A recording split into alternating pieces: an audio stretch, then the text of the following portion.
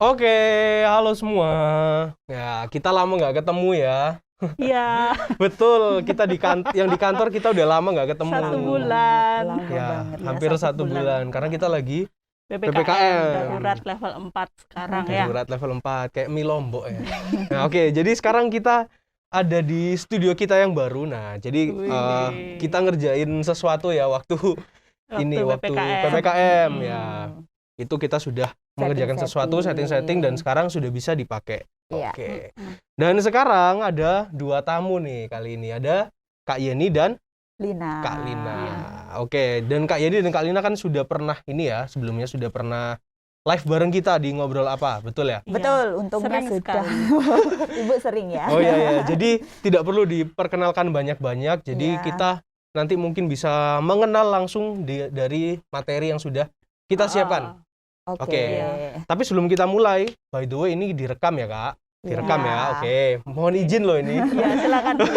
Ini direkam dan aku akan siarkan di C Plus Media untuk sesi 1 nanti lagi besok sore jam 6 dan sesi 2 Selasa depan jam 6 sore juga.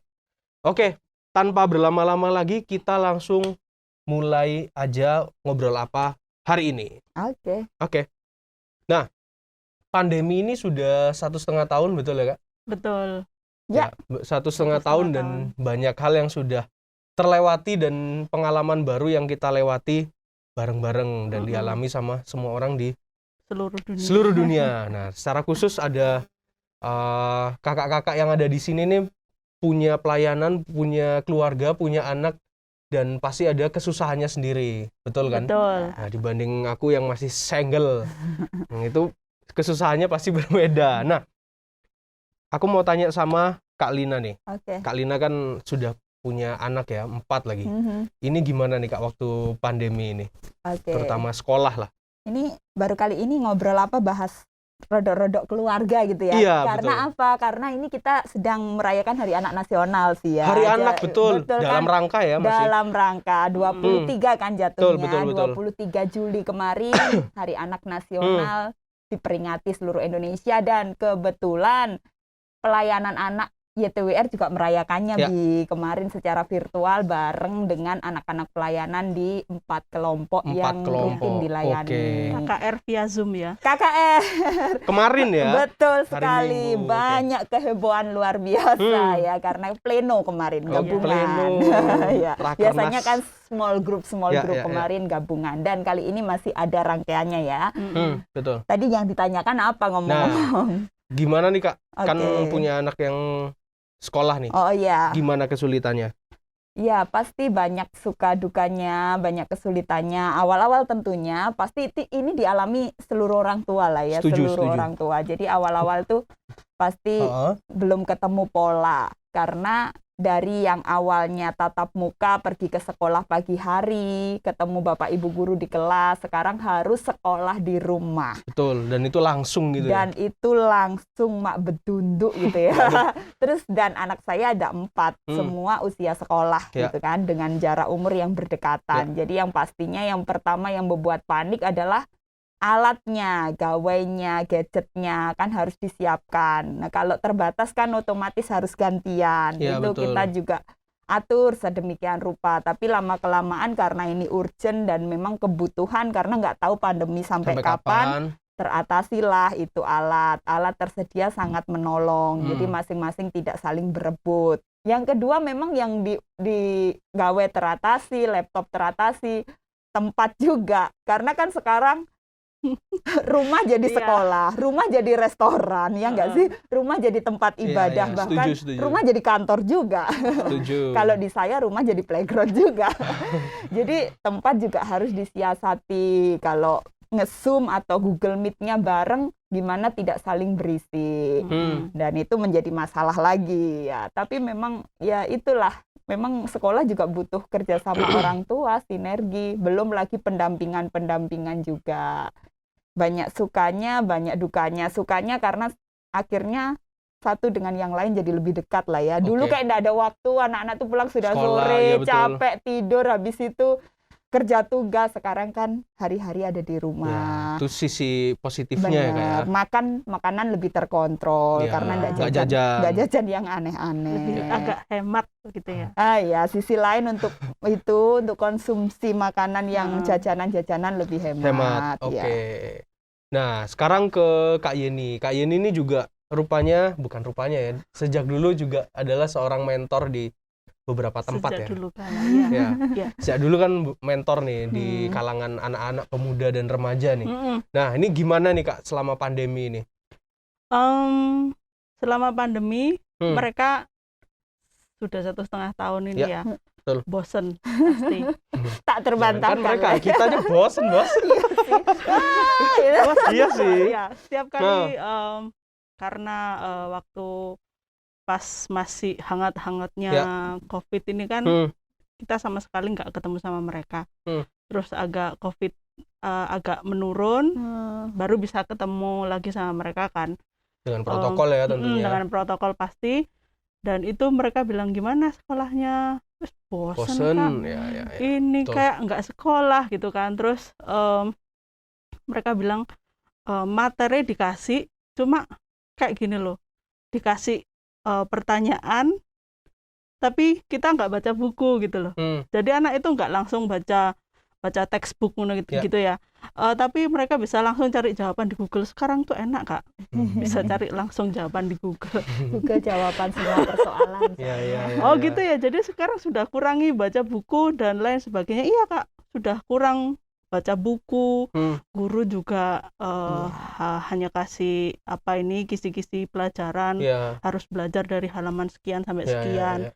Terus minggu depannya sudah ulangan. Itu yang buat anak-anak jadi agak tertekan gitu loh. Materi belum disampaikan tapi minggu depan sudah ulangan gitu loh. Ini jawabannya dari mana kalau nggak dari Google gitu loh. Kayaknya mereka harusnya kuliah itu kayak gitu. Itu yang dirasakan sama anak-anak, bahkan kan kebanyakan mereka sudah nggak bisa keluar ke rumah lagi. Kan keluar dari rumah ya, kalau di dalam asrama atau di rumah itu kan ya cuma aktivitasnya di situ aja, nonton TV, terus berkebun, nyuci, bersih-bersih rumah, kan seputaran hal-hal seperti itu aja. Itu yang membuat aktivitas monoton yang buat mereka jadi bosen karena dilakukan terus-terusan ya. Ya penghiburannya hanya ketemu kakak-kakaknya kayak gini gitu, mentornya. Di luar kayak gimana Kak, gitu kan. Oh gitu. Sepi sekali jalanannya gini. Mereka dapat update dari kakak-kakaknya. Oke. Sepi jalanannya, nggak ada siapa-siapa. Kayak tinggal di pedalaman jadi. Iya betul. Jam 7 udah sepi memang. Kemana-mana belakangan ini. Iya betul. Terisolir gitu memang. Iya. Ya. Oke, sekarang balik lagi ke Kak Lina. Nah, mau nggak mau sekolah, belajar, lalu apapun sekarang menggunakan PC, laptop atau smartphone dan sejenisnya ya, teknologi lah intinya. Nah, ada nggak sih Kak anak-anak ini kan ada kecenderungan yang kulihat ya, beberapa anak itu ada kecenderungan mereka menggunakan gadget nih jadinya. Maksudnya menggunakan sih it's okay, tapi menjadi ketergantungan gitu loh. Bisa dibilang lupa waktu. Itu bener apa enggak? Aduh, bener banget Bias, bener banget. Ya, kayaknya perjuangan kita untuk bener-bener membatasi anak dari screen, dari layar itu kayaknya sudah nggak bisa. Dulu kayaknya kita bener-bener ada pagar nih. Hanya weekend boleh pegang HP, ada screen limit, ada batasan pegang layar. Karena kalau sudah edik, sudah ketergantungan buat anak kan sangat bahaya ya. Betul. Sangat bahaya, akan ketagihan lagi dan lain sebagainya. Tapi sekarang nggak mungkin kita kasih screen limit. Iya, betul. Semua dilakukan di depan layar. Guru menjelaskan materi walaupun sangat terbatas juga di situ. Ngasih tugas di situ. Kirim tugas lewat aplikasi di situ. Nah, ya masih untung kalau anak-anak hanya melakukan di depan layar, hanya melakukan pelajaran daring. Tapi kan kita tidak bisa ngontrol semuanya secara 24 jam. Apakah yang dilakukan anak itu hanya daring untuk pelajaran belum sekolah? Tentu ya. Belum tentu. Anak saya sendiri. Wah, kadang-kadang juga karena nunggu dari mata pelajaran 1 ke mata pelajaran 2 kan ada jeda nih. Pastilah mereka akses ke TikTok. Ya enggak ada salahnya akses kemanapun. Tapi akhirnya sudah semua di depan layar. Memang ini ngeri-ngeri juga ya. Saya juga wow, dulu-dulu awal-awal booming gadget kita benar-benar kasih aturan yang begitu saklek. Hanya boleh kasih HP kalau weekend, itu pun hanya berapa jam, di jam berapa gitu ya. Sekarang kan everyday. Iya. Everyday anak nggak mungkin lepas dari Memang kebutuhan ini. ya, Kak? Kebutuhan. Kalau anaknya nggak buka, kita yang ditelepon gurunya gitu kan. Pak, anaknya suruh online ya gitu, Bu. Ya memang nggak 24 jam kita bisa kontrol apa yang dilihat anak. Iya, betul. Di depan layar, tapi ya sebagai orang tua sebisa mungkin ya kita terus ingatkan, terus kasih wacana bagaimana bahaya gadget. Kita harus tetap membatasi dan diselingi dengan aktivitas-aktivitas di luar sentuhan-sentuhan layar itu. Oke, nah kita ngobrolin aktivitas nih. Sekarang ke Kak Yeni. Nah, ini kan kalau misalkan pandemi ada kecenderungan kita jadi sering di rumah ya, Kak? Iya. Ya, jarang bergerak lah. Betul. Seperti sebelumnya maksudnya ya. Iya. Walaupun sekarang sudah bisa, orang-orang sudah beradaptasi dan kegiatan olahraga mulai ada walaupun sekarang PPKM ya. Nah, untuk menjaga kesehatan nih gimana nih, Kak? Selain lewat olahraga atau makanan, tipsnya ada nggak? Untuk aktivitas anak ya. Betul, aktivitas selain anak secara membatasi mereka ada di depan layar, juga buat aktivitas yang nggak melibatkan gadget. Ya, Kan contohnya banyak. nih. Contohnya ada masak bersama, piknik di dalam rumah, kan juga bisa. Terus buat kreativitas, kalau ada kertas-kertas bekas atau apa kan bisa kardus-kardus, bikin pesawat-pesawatan, rumah-rumahan. Terus ada juga nonton, baca, ya kan, itu yang aktivitas-aktivitas yang nggak melibatkan layar lah. Terus ada main musik. Nah sekarang kan bisa. Iya betul. Ukulele atau main piano kalau di rumah ada piano. Alat musik apapun ya. Iya, itu aktivitas-aktivitas yang membatasinya gitu ya. Ya, karena kan kalau dulu yang dikatakan Mbak Lina betul, kita memang harus benar-benar anak itu supaya nggak terpapar, karena kan tontonan di internet tuh banyak sekali. Betul. Sekarang kan kalau di internet sudah ada Google untuk anak. Ya, sudah betul. bisa di YouTube private Kids juga ada. YouTube Kids. Sudah bisa di setting untuk anak berapa tahun kan. YouTube sekarang ataupun Google juga sudah bisa. Betul. Juga kita perlu pantau akses mereka untuk bergadget itu kemana aja. Selain di YouTube, selain di TikTok, kan nggak semua tontonan di TikTok itu layak untuk anak. Iya betul. Dan tontonan di YouTube juga sama juga gitu loh, harus dipantau. Ada filter memang dan dipantau ya. Kemudian kalau anak punya inisiatif gitu ya, oh saya hari ini selain sekolah saya nggak akan buka gadget, atau mungkin saya bisa buka gadget agak lama, main gadget agak lama kalau di hari Sabtu atau Minggu. Itu komitmen dari mereka sendiri kan, bisa kasih pujian ke mereka. Reward gitu. Ya. Reward. Ya. Karena kamu sudah bisa dalam tanda kutip diet gadget dari hari Senin sampai hari Jumat. Terus kamu kasih reward dong, ini apa gitu, misalnya piknik di dalam karena rumah. Pencapaian betul. ya. Betul. Pencapaian. Gitu sih, Bi. Oke. Nah, itu tadi kita ngobrolin ini ya, caranya mengalihkan dalam tanda kutip mengalihkan dari gadget terus-terusan, walaupun sebenarnya ya nggak apa-apa asal nggak berlebihan.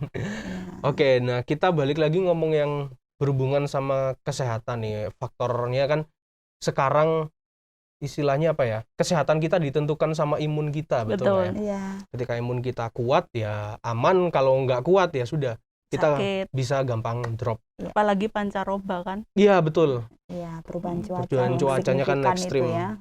Cuacanya panas, kalau siang malam dingin banget. Iya, betul. Itu agak bikin kita drop. Nah, kalau kakak-kakak sendiri ini gimana sih caranya kita menjaga kesehatan kita, menjaga imunnya kita selama pandemi berlangsung ini 1,5 tahun, gimana nih? Kalau saya untuk anak-anak dan saya sendiri dan keluarga pasti ya nutrisi ya, bias ya. Nutrisi ya. Makanan yang cukup nutrisinya. yang memenuhi syarat kesehatan ya, diusahakan itu yang dikonsumsi. Minum air pasti. Nah, masalahnya di sini untuk anak-anak memang kalau disuruh mengkonsumsi makanan yang sehat itu agak susah. Sulit. Ketemunya sayur, ketemunya ini karena makanan sehat itu nggak enak. Bener, ketemunya cemilannya pisang rebus atau oke lah bisa digoreng di crispy. Kalau hari-hari biasa di sekolah dia bisa jajan di kantin cireng dengan cimol, dengan aneka taburan bumbu lebih yang enak bermicin-micin gitu kan. Nah, iya lebih enak, lebih menggiurkan. Saya juga suka sebenarnya, asal tidak sering. Nah, tapi kalau di rumah memang dan dengan kondisi yang seperti ini, memang saya membatasi. Ada kesulitan, memang mereka protes, kok ndak beli ini ya harus dijelaskan. Dan sekreasinya mungkin lah mereka dilibatkan untuk memasak juga, itu menolong mereka bisa antusias untuk mengkonsumsi makanan sehat. Karena terstimulus kan, oh iya, sambil dijelaskan. Sekarang orang tua sih ndak ada sulit-sulitnya kalau mau berusaha. Lihat YouTube, aneka masakan sehat yang simple tersedia di situ. Tinggal ditonton doang atau mau dipraktekin gitu kan. Kadang kan hanya di scroll dilihat, oh enak, oh mudah, tapi nggak praktek. Nah, aja tapi nggak diwujudkan. Iya, itu saya sering. Tapi saya harus mendorong diri saya juga. Ini demi keluarga, ini demi kesehatan. Jadi yang simple-simple, yang sehat itu dipraktekin dan kita konsumsi bareng-bareng, dan itu menolong imun ya, nutrisi yang baik itu menolong banget imun kuat ya, salah satunya pasti. Itu kalau dari saya. Oke, kalau dari Kak Yani gimana nih? Kalau dari saya hampir sama sih, karena di rumah tidak ada anak kecil ya kan. Iya. Kucing-kucing. Anak asuh itu ya. Anak asuh. Anak tiri. Itu ya makan sehat, bukan makan banyak ya. Makan sehat itu perlu susu multivitamin, itu sudah pastilah. Wajib ya? Wajib tiap hari.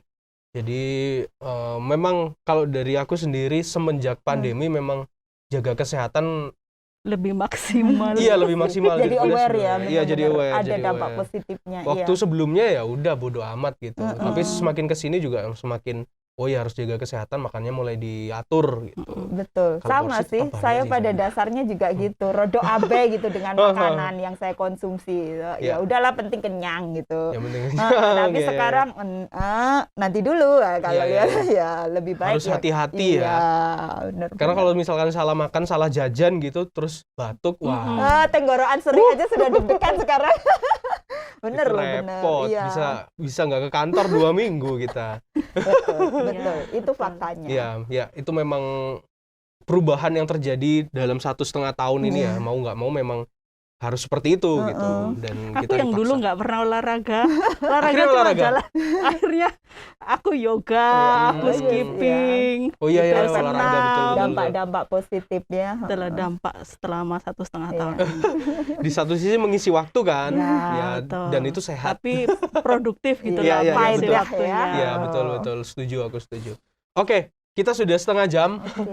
Jadi kita akan balik lagi di sesi 2. Aku ingetin buat kalian, sesi 1 ini akan kusiarkan di Disciples Media besok sore jam 6. Dan habis lagu 1 ini, kita akan balik lagi live di Askara Radio Streaming. Dan tentu saja akan disiarkan juga di Selasa depan jam 6 sore. Oke, sampai ketemu di sesi kedua.